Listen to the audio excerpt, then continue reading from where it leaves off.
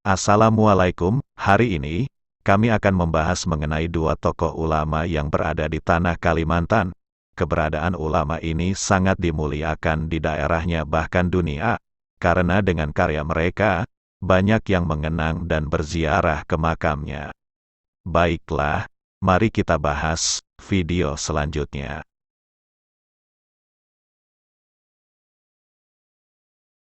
Maharaja Imam Basuni Imron dilahirkan pada 4 November 1884. Beliau merupakan putra dari Haji Imron Maharaja Imam bin Haji Muhammad Arif. Sejak kecil, Basuni Imron diasuh oleh ibu tirinya yaitu Badriyah. Di saat usianya 6 tahun, beliau banyak mendapatkan pendidikan Al-Quran dari ayahnya yang menimba pendidikan di sekolah rakyat.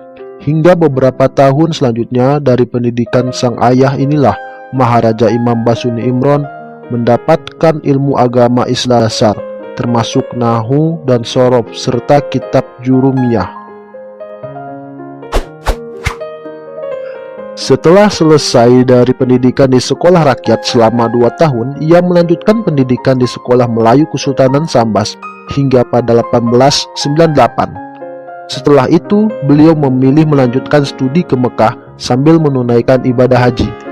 Pada tahun 1328 Hijriah atau bertepatan 1910 Masehi, bersama saudara kandungnya Ahmad Fauzi Haji Imron dan Ahmad Su'ud berangkat ke Mesir untuk belajar agama Islam. Selama di Mesir, Maharaja Imam Basuni Imron menuntut ilmu di Universitas Al-Azhar dan mendapat guru yang istimewa yaitu Syekh Ali Suru Al-Jakaluni, seorang ulama besar Al-Azazair di masa itu. Pada tahun 1923, Maharaja Imam Basuni Imron diminta kembali oleh orang tuanya ke Sambas.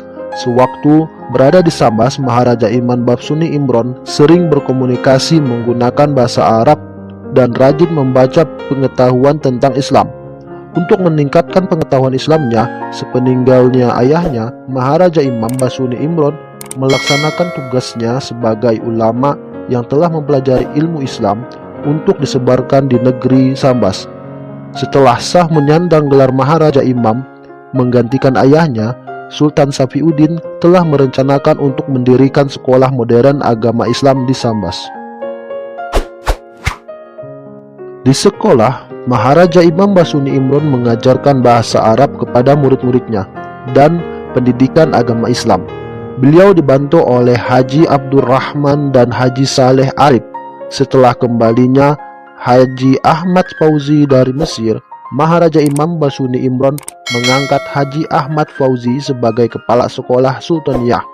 Sedangkan beliau memilih menjadi pengawas sekolah Sultaniyah, sehingga sekolah semakin maju dan berkembang. Tak beberapa lama, sekolah Sultaniyah dipindahkan tidak jauh dari Kesultanan Sambas.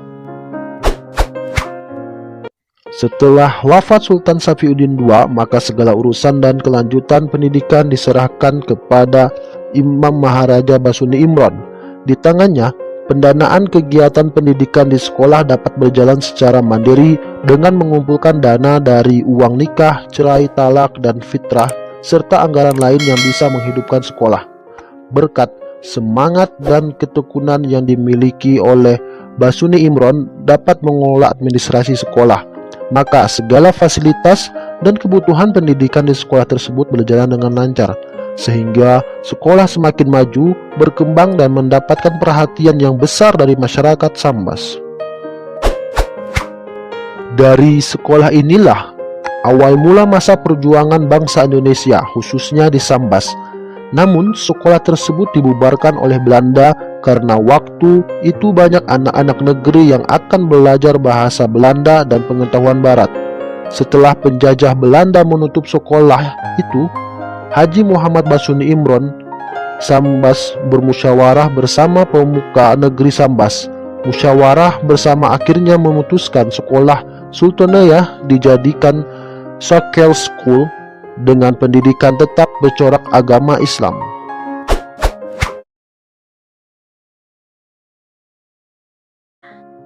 Diambil dari artikel Metafisika Center. Tarekat Qadiriyah wa Naqsyabandiyah merupakan tarekat gabungan dari dua aliran tarekat terbesar, yaitu Tarekat Qadiriyah dan Tarekat Naqsyabandiyah. Penggabungan kedua tarekat tersebut kemudian dimodifikasi sedemikian rupa, sehingga terbentuk sebuah tarekat yang berdiri sendiri dan berbeda dengan kedua tarekat tersebut. Perbedaan itu terutama terdapat dalam bentuk-bentuk riyadoh dan ritualnya. Penggabungan dan modifikasi yang sedemikian ini memang suatu hal yang sering terjadi di dalam tarekat Qadiriyah. Tarekat ini didirikan oleh Sufi dan Syekh besar di Makkah Al-Makaromah. Beliau bernama Ahmad Khatib Ibnu Abdul Ghaffar As-Sambasi. Beliau wafat di Makkah pada tahun 1878 Masehi. Beliau adalah seorang ulama besar dari Nusantara yang tinggal sampai akhir hayatnya di Makkah. Penggabungan inti ajaran kedua tarekat itu dimungkinkan atas dasar pertimbangan logis dan strategis, bahwa kedua ajaran inti itu bersifat saling melengkapi terutama dalam hal jenis zikir dan metodenya. Tarekat Qadiriyah menekankan ajarannya pada zikir jahar atau bersuara, sedangkan Tarekat Naqsyabandiyah menekankan model zikir sir atau diam atau zikir latoif. Dengan penggabungan itu diharapkan para muridnya dapat mencapai derajat kesufian yang lebih tinggi dengan cara yang lebih efektif dan efisien. Penamaan tarekat ini tidak terlepas dari sikap rendah diri dari seorang ulama besar yaitu Syekh Ahmad Khatib Sambas. Sehingga beliau tidak menisbatkan nama tarekatnya itu pada dirinya.